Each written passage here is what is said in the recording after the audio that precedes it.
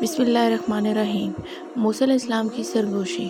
موسیٰ علیہ السلام نے اپنے پروردگار سے سرگوشی کرتے ہوئے پوچھا، اے پروردگار، تیرا چہرہ کدھر ہے، شمال یا جنوب کی جانب، تاکہ میں اس کی طرف منہ کر کے تیری عبادت کر سکوں۔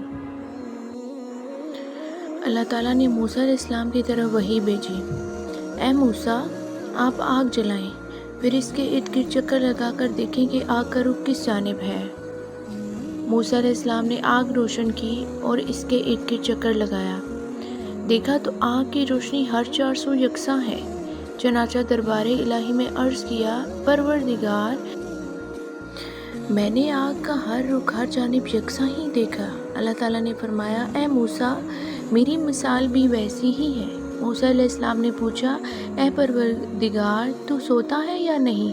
اللہ تعالیٰ نے ان کی طرف وحی نازل فرمائی، اے موسیٰ، پانی سے بھرا ہوا ایک پیالہ اپنے دونوں ہاتھوں پر رکھ لو، پھر میرے سامنے کھڑے رہو اور نیند کی آغوش میں مت جاؤ۔ موسیٰ علیہ السلام نے ایسا ہی کیا۔ پھر اللہ تعالیٰ نے ان پر ہلکی سی اونگھ ڈالی، پیالہ ان کے ہاتھ سے گر کر ٹوٹ گیا اور پانی بہہ گیا۔ موسیٰ علیہ السلام کی چیخ نکل گئی اور وہ گھبرا گئے۔ پھر اللہ تعالیٰ نے فرمایا، اے موسیٰ، میں آگ کی ایک جھپک بھی سو جاؤں تو یہ آسمان زمین پر دڑام سے گر پڑے گا، جیسے تیرا پیالہ زمین پر گر پڑا۔ اور یہ اللہ تعالیٰ کے اس قول کی طرف اشارہ ہے۔ یقینی بات ہے کہ اللہ تعالیٰ آسمانوں اور زمین کو تھامے ہوئے ہے کہ اگر وہ ٹل نہ جائے تو پھر اللہ کے سوا اور کوئی ان کو تھام بھی نہیں سکتا۔ وہ حلیم و غفور ہے۔ سورہ فاطر۔ موسیٰ علیہ السلام نے پوچھا، اے میرے پروردگار، تو نے مخلوق کی تخلیق کیوں کی جبکہ ان سے تجھے کوئی ضرورت نہیں پڑتی؟ اللہ تعالیٰ نے فرمایا، میں نے ان کی تخلیق اس لیے فرمائی ہے تاکہ یہ مجھے پہچانیں، مجھ سے اپنی مرادیں مانگیں اور میں ان کی مرادیں پوری کروں، اور میری نافرمانی کے بعد مغفرت و بخشش کی درخواست لے کر میری خدمت میں حاضر ہوں، اور میں ان کے لیے مغفرت اور بخشش کا پروانہ جاری کروں۔